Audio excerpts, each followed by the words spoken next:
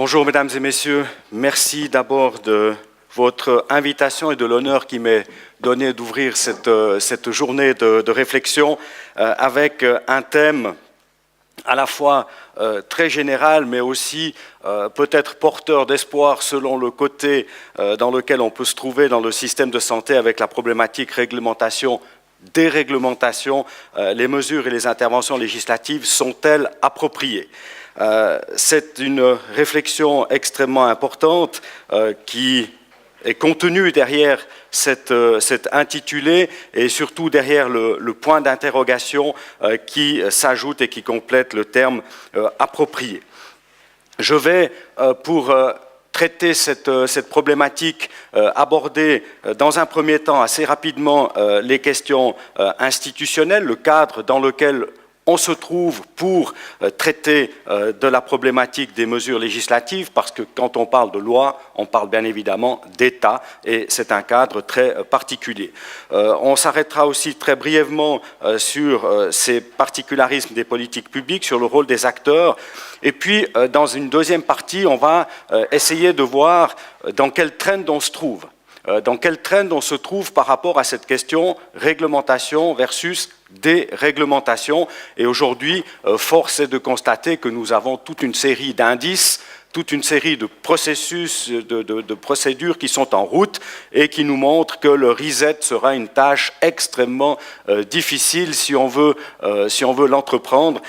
Et par ailleurs, dans la politique suisse, le dernier reset qui a été évoqué, c'est celui d'Ignazio Cassis dans les relations avec l'Union européenne. Je crois que l'analogie peut nous être utile. On voit que le reset s'avère relativement difficile à mettre en œuvre. Donc voilà le cadre de ma réflexion. Ce qu'il faut dire d'abord, c'est que, bien évidemment, la question de la déréglementation, c'est une question qui va nous renvoyer à l'environnement dans lequel on évolue. On est dans une Suisse qui est un pays très libéral, et la question qu'on peut se poser, c'est est-ce que dans le domaine de la politique de la santé, dans cette Suisse très libérale, eh bien, est-ce qu'on a des acteurs qui vont édicter des lois qui seraient inutiles. Poser la question de la déréglementation, c'est un peu une question incongrue parce que ça permet ou ça nous impose de reconsidérer un peu qu'est-ce que font nos autorités. Et nos autorités, nos parlements fédéraux, cantonaux, eh bien nos parlementaires ne dorment pas. Nos parlementaires ne dorment pas, au contraire, ils sont très actifs, ils sont très dynamiques et la tendance générale n'est pas une tendance à la déréglementation. On est confronté à un discours, on le verra en fin d'exposé avec notamment quelques démarches qui sont en cours autour de la problématique, par exemple, des tâches administratives. On a un discours, mais on a aussi une autre réalité. Mais en même temps, eh bien, cette question, elle est légitime. On doit se poser cette question, on doit se poser toujours la question sur l'adéquation de la législation dans l'environnement scientifique, notamment dans les sciences politiques, notamment dans le droit. Eh bien, la question de la bonne adéquation des bases légales est importante. Alors, premier élément de référence qu'il faut évoquer parce qu'il est incontournable, on ne peut pas faire sans ce cadre de référence, eh bien, c'est le cadre institutionnel. Parce qu'effectivement, pour toutes les activités de réglementation ou de déréglementation, eh bien, on va devoir se référer à un cadre. Il y a un cadre assez rigide. Un cadre assez rigide qui va imposer le fonctionnement, qui va déterminer les règles de fonctionnement des politiques publiques et par conséquent des politiques de la santé. Ensuite, on a un cadre assez particulier. Je l'ai dit tout à l'heure, une Suisse très libérale, une Suisse fondée sur les principes notamment de la subsidiarité, avec beaucoup d'acteurs privés, avec beaucoup de délégations de compétences dans les différentes politiques publiques. Ça vaut plus particulièrement pour le domaine de la santé. Les politiques de protection sociale en Suisse étaient privées avant d'être publiques. C'est vraiment la société civile qui a construit ces politiques publiques. Et dans cet environnement, eh bien, on a donné toute une série de compétences au titre de la subsidiarité aux acteurs de la société civile. Et on va voir que la réglementation, d'un côté, elle dépend du cadre institutionnel public, mais de l'autre côté, cette réglementation, elle est aussi portée par les acteurs de la société civile, notamment les acteurs de la politique de la santé. Et puis, dernier élément central dans la question réglementation, déréglementation, c'est la démocratie directe. ou semi-direct. C'est le rôle du peuple. C'est le rôle du peuple et l'attitude de la population par rapport aux différentes problématiques de politique publique, et la santé en est une, et c'est une activité très particulière qui va toucher l'intimité de la personne, et chaque citoyen suisse, eh bien, quelque part, est deux choses, en plus d'être citoyen ou parent, ben c'est un spécialiste de l'enseignement, la question de l'éducation, mais c'est aussi un spécialiste de la santé.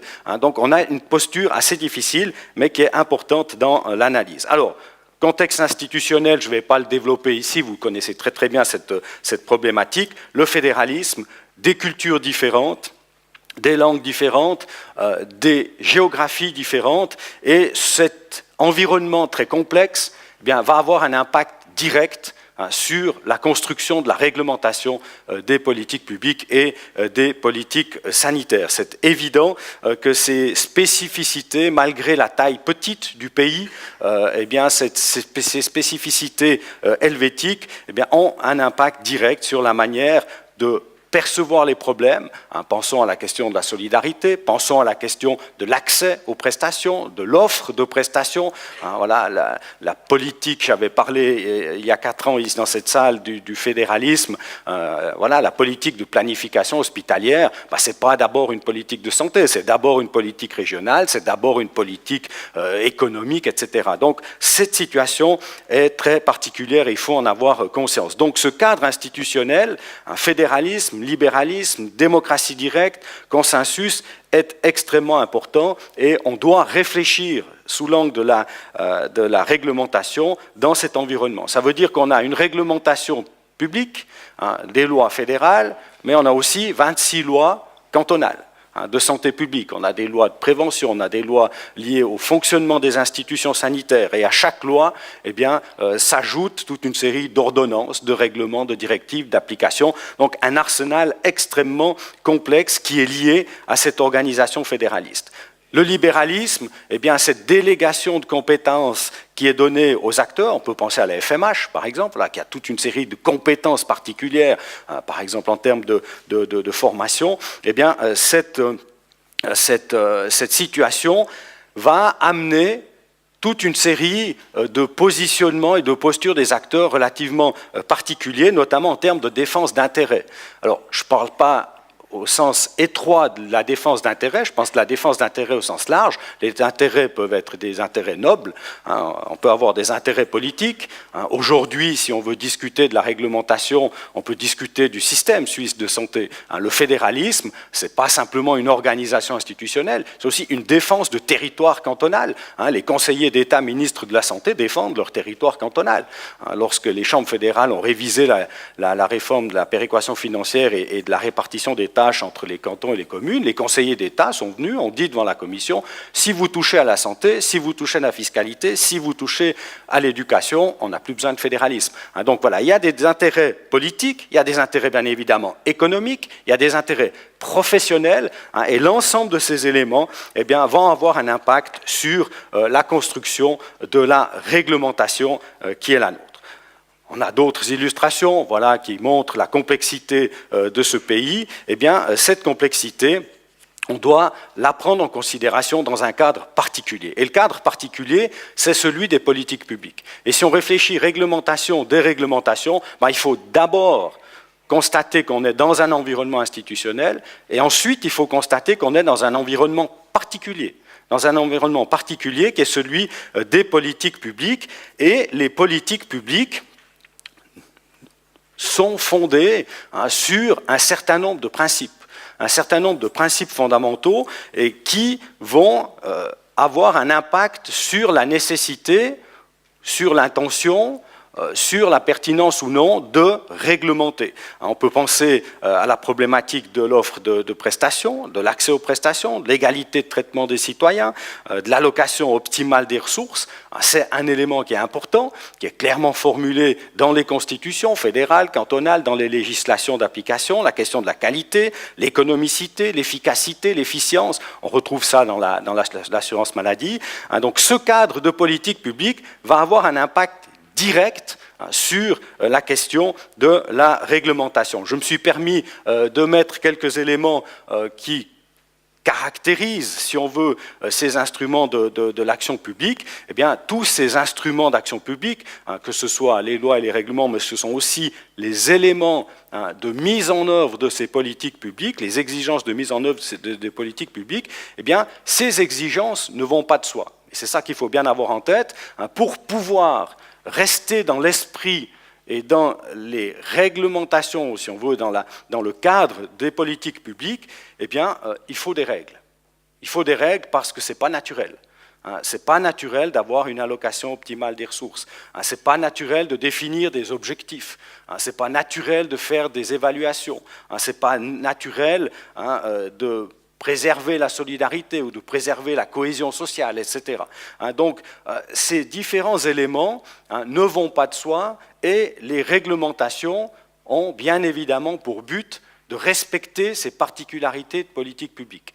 Alors, la question qui suit, c'est avec quelle intensité, jusqu'à quel niveau de détail, jusqu'à quel niveau de précision, jusqu'à quel niveau institutionnel, est-ce qu'il faut des lois, est-ce qu'il faut des ordonnances, est-ce qu'il faut des directives, est-ce qu'on règle ça au niveau de la Confédération, des cantons, donc on a toute une série d'autres questions qui vont se poser, mais ces instruments de l'action publique sont indispensables. Donc voilà, c'est ma première réponse à la question, c'est que si on est dans le cadre des politiques publiques, eh bien on a des réglementations. C'est inévitable, on ne peut pas sortir de ce cadre. Troisième élément de ma réflexion, c'est la question des acteurs. C'est la question des acteurs parce que, bien évidemment, les lois ne tombent pas du ciel. On sait bien que les lois, elles sont créées pour résoudre un certain nombre de problèmes, pour atteindre un certain nombre d'objectifs, mais derrière les lois, eh bien, il y a un certain nombre d'acteurs. J'ai essayé de lister ici quelques acteurs importants. Les autorités politiques, c'est large en Suisse. Ça veut dire 26 gouvernements, 26 parlements cantonaux, le Conseil fédéral, le Parlement fédéral avec 2 chambres, Conseil national, Conseil des États, les administrations de santé publique, confédération, canton. Donc l'environnement politique est extrêmement dense. Et cet environnement politique, eh bien, peut se trouver dans une situation où il va alimenter la réglementation. Pourquoi? Parce que la réglementation, c'est un peu celle qui fait vivre cette autorité, et c'est un élément qu'il ne faut pas sous-estimer. Alors j'ai choisi délibérément aujourd'hui de rester assez pragmatique, parce qu'à un moment donné, j'avais hésité de faire une approche un peu sociologique, de dire, ben voilà, pourquoi, comment, eh bien, ces différents acteurs vont se positionner dans une perspective de réglementation ou de déréglementation. Mais voilà, on voit ici que du point de vue tout simplement de la description, on a un nombre d'acteurs relativement important. Les tribunaux, on les enseigne peu, bien évidemment dans les facultés de droit, mais dans l'environnement santé publique ou politique sociale, on parle peu des tribunaux. C'est un acteur clé, parce que les jugements vont amener à re-réglementer, par exemple, vont amener à redéfinir un certain nombre de principes, par exemple, selon l'interprétation qui en est faite, les assurances sociales, les assurances privées, les partenaires privés, je les ai évoqués tout à l'heure en évoquant la subsidiarité, c'est des acteurs qui ont une mission de mise en œuvre de politiques publiques et qui vont dicter un certain nombre de règles, notamment la problématique des pratiques professionnelles. La réglementation professionnelle, elle a donc aussi une place très importante. Il ne faudrait pas penser, lorsqu'on parle réglementation et politique publique, qu'on se limite au cadre, je dirais, de politique générale, de règles du jeu, du fonctionnement des politiques sanitaires. Il y a un deuxième volet, c'est la réglementation professionnelle. Et la réglementation professionnelle, elle est extrêmement importante parce qu'elle va régler toute une série de problématiques. Voilà, la formation continue, la reconnaissance des titres, toute la problématique des guidelines de bonnes pratiques dans la dispensation des soins. Donc on a toute une série de règles qui sont mises sur pied non pas par l'autorité politique, peut-être sur demande de l'autorité politique, mais par les acteurs du terrain, les différentes associations, les différentes sociétés médicales, eh bien, dans ce pays comme dans d'autres pays, édictent toute une série de règles qu'elles imposent à l'ensemble des praticiens qui interviennent dans ces disciplines, la recherche, l'innovation, etc. Donc on a ici un champ qui est extrêmement actif. Eh bien, on a une actualité depuis hier, avec par exemple toute la problématique de l'aide au suicide, avec la prise de position de la FMH, par rapport à celle de l'Association suisse des sciences médicales. Donc voilà typiquement un débat qui a lieu, qui n'est pas forcément politique, mais qui a une importance tout à fait déterminante. Alors, si on aborde maintenant le point de la législation, parce que c'est celui qui va peut-être être le plus influent dans la problématique de la réflexion réglementation-déréglementation, eh bien, on va s'apercevoir qu'avec toute la législation de politique sanitaire, et c'est une législation qui est extrêmement large, extrêmement dense, eh bien, on va être confronté au cadre. Ici, on a les règles du jeu. On a les règles du jeu et on a des règles du jeu dans un environnement très spécifique, dans un environnement particulier. Et je rappelle ce que j'ai dit tout à l'heure, nous avons besoin de règles du jeu parce que les objectifs qui sont fixés ne vont pas de soi. Ne vont pas de soi, donc il y a à un moment donné un besoin d'agir. Alors on va agir dans un domaine qui est très complexe. On va agir dans un domaine qui est en lien avec toutes les activités humaines. Quand on pense santé globale, quand on pense déterminants de la santé, prévention, etc., bien on se rend bien compte que aujourd'hui, on ne peut plus parler politique de la santé uniquement en parlant soins, on doit parler politique de la santé en amont, en s'interrogeant sur le bien fondé et le fonctionnement de l'ensemble de la politique, des politiques publiques et du fonctionnement de la société. Donc ce domaine, il est extrêmement large et il est confronté à toute une série d'intérêts particuliers. Donc le système de soins, c'est un élément parmi d'autres. C'est un élément parmi d'autres. On verra tout à l'heure que voilà, les quelques exemples que je vais vous donner eh bien, montrent qu'on est dans l'approche des soins, mais il faut bien avoir conscience qu'il y a aussi toute la réflexion en amont. Et puis, point extrêmement important, on est dans un environnement où il y a des attentes contradictoires et des intérêts particuliers. Donc on n'est pas dans un monde idéal.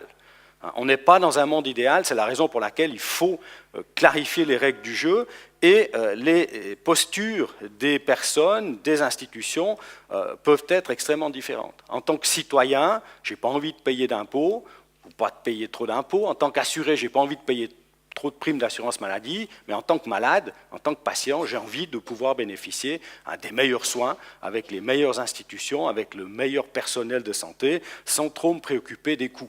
Voilà, c'est une illustration, on le connaît tous, on est tous ici dans le domaine de la santé, mais c'est un élément qui montre bien, la difficulté d'avoir un monde idéal et la raison pour laquelle on doit réglementer, parce que ces positions différentes, c'est la même chose, lorsqu'on dispense des soins, des traitements, ben voilà, on est industrie pharmaceutique, on est responsable d'un hôpital, on est médecin, responsable d'une équipe, etc. Ben on a des exigences de qualité des soins, mais on a aussi des exigences d'économicité, d'efficacité, de rentabilité, on doit boucler un budget, et ces exigences, elles sont parfois aussi contradictoires. Donc pour gérer l'équilibre, pour essayer de trouver une adéquation entre ces intérêts contradictoires, ben il faut trouver un certain nombre de règles, et ça, c'est un élément très particulier qu'il faut prendre en considération et qui va imposer une réglementation. Donc vous comprenez bien, j'ai essayé de me dire comment est-ce qu'on peut déréglementer, mais quand on construit la réflexion, on voit bien que la réglementation, elle va être imposée par toute une série d'approches particulières. J'ai mentionné ici, par exemple, le positionnement service public marché. On a en Suisse tout ce discours sur la concurrence régulée du système de santé. Bien, une concurrence régulée, ça ne va pas de soi. Soit on est en concurrence, soit on est en mode de régulation. Faire les deux, eh bien, ça suppose toute une série d'instruments.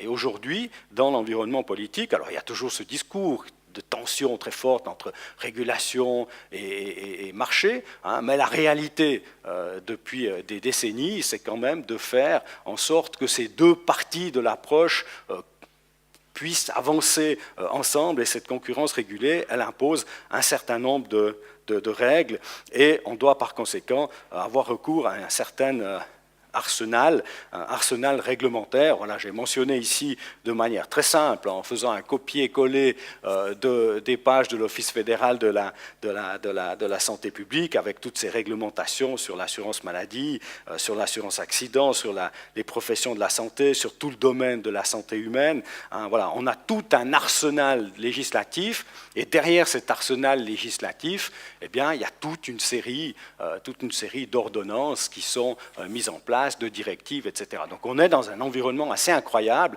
et c'est vrai que dans cette foison énorme de réglementation, eh bien, on peut se poser la question de la déréglementation. On doit se poser cette question de la déréglementation.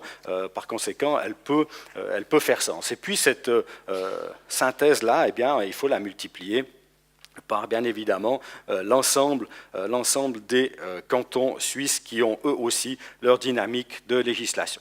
Alors, pour répondre à la question, est-ce qu'on peut se diriger vers un reset ou en tout cas une déréglementation, j'ai essayé de prendre quatre illustrations. J'ai essayé de prendre 4 illustrations. La première, eh bien, elle renvoie ou elle se préoccupe des réglementations que nous avons dû mettre en place en Suisse pour des nécessités que j'ai appelées une nécessité systémique. C'est-à-dire que les options fondamentales qu'on a retenues pour que notre système fonctionne, eh bien, ces options-là font qu'on ne peut pas laisser fonctionner les acteurs sans règles. La concurrence régulée, typiquement, c'est, si on veut, l'approche générale qui suppose, pour être mise en œuvre, eh bien, un certain nombre de mesures. Alors, j'ai mentionné ici, par exemple, la loi sur la surveillance des assureurs maladie. Voilà, on a dans la législation sur l'assurance maladie une concurrence entre les assureurs maladie. Ça fait partie des principes fondamentaux du fonctionnement de notre assurance maladie. Eh bien, voilà, le politique, avec la population aussi, parce qu'il y a eu, non seulement du côté des autorités politiques fédérales, mais par exemple au niveau de la population, toute une série de débats, par exemple sur la caisse unique, sur la caisse publique. Et ces débats ont eu un impact sur le travail parlementaire, notamment autour de la loi fédérale sur la surveillance des assureurs maladie. J'ai mentionné un deuxième thème qui est relativement important, et je pourrais même supprimer le relativement important, c'est celui de la maîtrise des coûts. Dans cet environnement particulier, on a quand même des principes qu'on a pu observer, l'offre qui génère la demande. On est dans un environnement où il y a des planifications, où il y a des tarifs qui sont fixés par canton, où on a une offre qui est définie par canton. Eh bien, dans la question de la maîtrise des coûts, on va, à un moment donné, eh bien, devoir prendre des mesures, ou on va en tout cas penser à prendre des mesures. Certaines mesures vont aboutir, d'autres ne vont jamais aboutir. Je pense par exemple à la clause du besoin pour les équipements lourds. Ben voilà, c'est une bonne illustration où le niveau fédéral n'a jamais voulu intervenir, où quelques cantons sont intervenus, ont introduit des clauses du besoin pour les équipements lourds. Donc voilà, on a ici, dans la maîtrise des coûts, eh bien, des actions liées à la maîtrise de l'offre. La compensation des risques, c'est un autre exemple lié au fonctionnement des caisses maladie. Je trouve que c'est vraisemblablement un des plus beaux exemples de la difficulté à intégrer des éléments contradictoires dans notre système de santé. C'est-à-dire qu'on postule la concurrence, mais on sait au départ que la concurrence ne peut pas fonctionner, donc on va introduire la compensation des risques pour 10 ans. Et puis quand la compensation des risques arrive au bout, en 2004, 2005, comme ça, on va repenser le truc. Et puis qu'est-ce qu'on va faire ? Au lieu de supprimer la compensation des risques, ce qui était prévu, on va la renforcer. Et je trouve que c'est une bonne illustration voilà, qui montre la réglementation par nécessité systémique. Pour que le système fonctionne, eh bien, il faut qu'on intervienne, sinon ça ne va pas fonctionner, ou ça peut fonctionner avec toute une série de problèmes qui vont se poser, du côté par exemple de la solidarité, de l'accès aux prestations, de l'égalité de traitement, etc. Donc ça renvoie à des questions de politique publique. On peut prendre d'autres exemples. Les compétences tarifaires subsidiaires de la Confédération, la question des primes des jeunes adultes dès 2019, voilà des éléments qui sont liés au débat politique. La problématique des produits thérapeutiques, on a eu toute une série de débats en 2000 jusqu'en 2004, ensuite de nouveau en 2010, 11, 12, 13, 14, 15, 16 pour les révisions de la loi sur les produits thérapeutiques, dans des grands enjeux, où à un moment donné, eh bien, la dernière législation qui va entrer en vigueur en 2019, dans l'esprit c'est une réglementation qui est un peu plus libérale, qui se veut un peu plus simple, mais dans la réalité, c'est du côté Swissmedic, 4 ordonnances, le département fédéral de l'intérieur, 4 ordonnances. Voilà. On voit que même qu'on voudrait simplifier un peu les choses, eh bien, on est contraint de régler les problèmes. J'ai mentionné aussi la protection des données parce que c'est très intéressant et le domaine de la santé est directement concerné. Deuxième illustration qui me paraît intéressante pour savoir si on est dans une perspective de réglementation ou de déréglementation, eh bien, c'est qu'est-ce qui est dans le pipeline. Qu'est-ce qui est dans le pipeline, et on voit que, objectivement, on va vers un renforcement de la réglementation à moyen terme. Donc les espoirs de déréglementer me paraissent relativement modestes. Ça pourrait être de considérer comme une fausse illusion parce qu'on identifie toute une série de domaines d'activité où la démarche de réglementation est en cours. J'ai mentionné ici quelques illustrations, la loi sur la partie générale des assurances sociales, la régulation des cabinets ambulatoires, des questions systémiques, la discussion entre l'assurance maladie, l'assurance accident. Il y a des domaines qui commencent à préoccuper beaucoup les gens, en tout cas les autorités sanitaires, c'est par exemple le développement des organisations privées de soins et soutien à domicile, où là on réinterroge, voilà, qu'est-ce qui va se passer dans les 5-10 prochaines années avec le vieillissement de la population et ce caractère assez libéral où on peut développer des organisations de soins à domicile privées ou des infirmières indépendantes. Ça pose toute la question. Un thème qui va revenir sur la table, qui a fait l'objet de quelques discussions au début de cette année, c'est la question du revenu des médecins. Je pense que là, on va vers un environnement, comme dans les questions tarifaires, où il y aura une régulation qui va intervenir. La prévention, c'est quelque chose qui va devoir revenir. On ne peut pas rester le seul pays de l'OCDE à ne pas avoir une loi fédérale sur la prévention. Donc, qui dit loi fédérale va dire réglementation aussi. Tous les grands projets autour du e-health sont des éléments qui vont amener des réglementations. Dans la perspective du vieillissement de la population, la question des proches aidants va aussi certainement aboutir à des réglementations. C'est déjà le cas dans quelques cantons, vraisemblablement aussi quelques tendances au niveau fédéral, et puis les questions de l'économicité, de l'efficacité. Donc on voit, globalement, il y a quand même un trend vers davantage de réglementation. Troisième éclairage, que font aujourd'hui les commissions de la santé publique et de la sécurité sociale du Conseil national et du Conseil des États? En gros, que fait le Parlement là autour? Eh bien, on voit qu'ici aussi, on a toute une série de débats, de discussions qui ont lieu autour de mesures, autour de problématiques qui vont induire des mesures réglementaires, la question de la qualité de l'économicité, la maîtrise des coûts, le financement uniforme des prestations, c'est un grand débat, la question des franchises, la transparence des coûts des hôpitaux, une législation sur l'imagerie médicale, la problématique des dommages lors des traitements, la question du prix des médicaments, la question des programmes de gestion des patients. Voilà, c'est quelques thèmes qui aujourd'hui sont discutés. Alors certains sont au début de processus, d'autres sont plus avancés, mais ce sont des thèmes parmi d'autres qui montrent que dans la marmite de la réglementation, eh bien, il y a un certain nombre de sujets nouveaux qui vont arriver. Et par définition, bien, quand le Parlement se saisit d'un objet, à la fin, on sort avec une réglementation. C'est l'essence même de cette démarche. Et il faudrait ajouter encore la réflexion qui se fait dans les cantons, parce que celle-ci, elle est extrêmement importante aussi. Et puis, le quatrième éclairage que je voulais vous proposer par rapport à cette problématique, eh bien, c'est la question des droits populaires. J'ai mentionné tout à l'heure la démocratie directe en Suisse avec le droit d'initiative, le droit de référendum, eh bien, va être déterminante, elle est déterminante, elle a été déterminante dans toute l'histoire du système suisse de protection sociale. Vous avez aujourd'hui une démocratie sanitaire qui est très active. Alors je ne parle pas de la démocratie sanitaire dans les cantons, je l'ai fait en 2014, parce que la démocratie des cantons, démocratie sanitaire des cantons, elle est extrêmement dynamique, mais ici simplement au niveau fédéral, qu'est-ce qui va arriver? On a une initiative parlementaire qui traite de la problématique du financement uniforme des prestations, on l'a déjà évoqué tout à l'heure. On a des initiatives populaires qui vont concerner l'organisation du système, les caisses publiques cantonales, c'est une initiative qui revient plutôt du côté de la Suisse romande. La question des lobbies aussi, la participation des parlementaires fédéraux dans les conseils d'administration. On a une autre initiative qui est annoncée, qui va être déposée, la récolte des signatures au début janvier, c'est celle du niveau des primes limité à 10% du revenu des ménages, qui est lancée par le Parti socialiste suisse.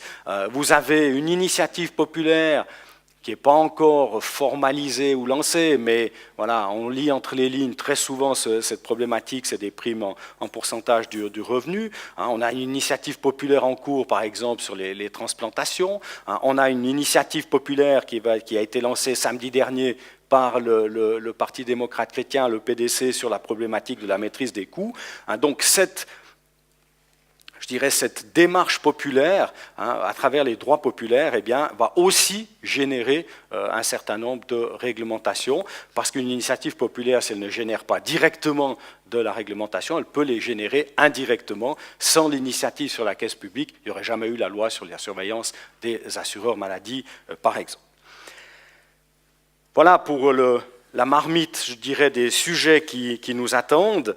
Si je termine gentiment mon exposé, j'aimerais encore aborder deux problématiques. D'abord, rappeler que la question de la déréglementation, elle est posée depuis longtemps.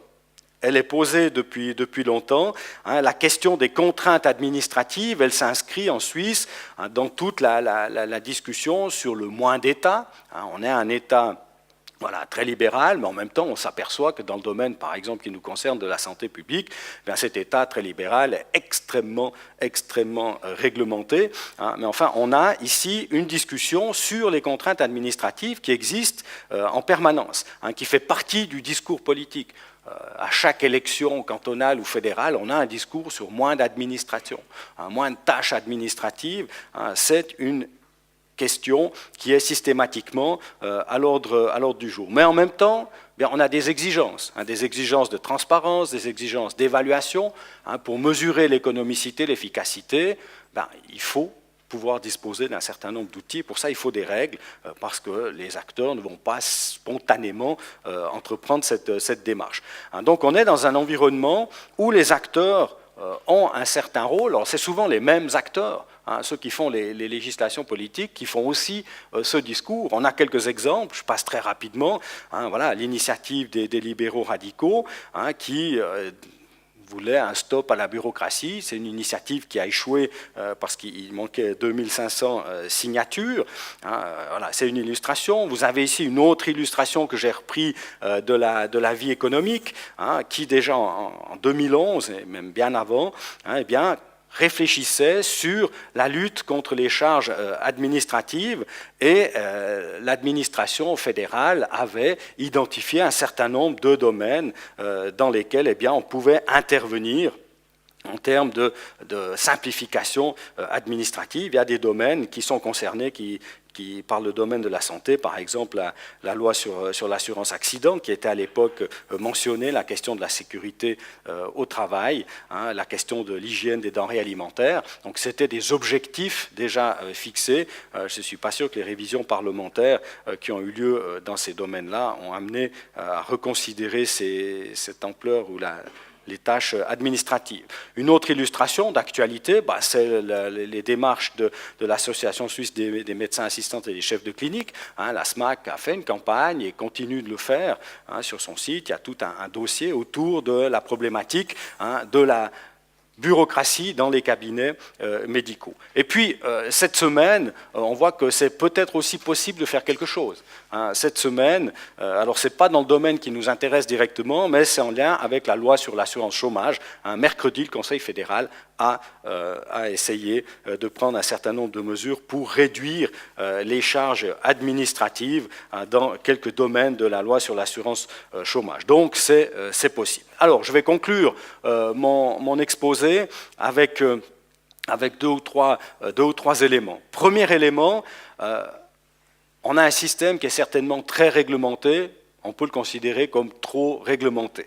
Mais en même temps, eh bien, on a un système qui est considéré comme bon. On a une offre très dense de prestations. Alors certes, ça coûte cher, on est d'accord, mais on a des prestations qui sont également de haute qualité. On pourra améliorer encore l'efficience de notre système. L'OCDE l'avait déjà constaté en 2011. Donc on est dans un environnement qui, malgré ou à cause ou grâce à cette réglementation, eh bien, un environnement de politique sanitaire qui est bon. On a même quelques travaux qui viennent d'être publiés dans la vie économique au mois de juin de cette année, qui montre que la productivité du système de santé en Suisse, elle a augmenté. Alors on peut discuter de la productivité, etc. C'est pas l'objet de mon propos, mais c'est tout simplement de dire, voilà, on a ces réglementations, est-ce que peut-être, grâce à ces réglementations, on a un système qui fonctionne bien?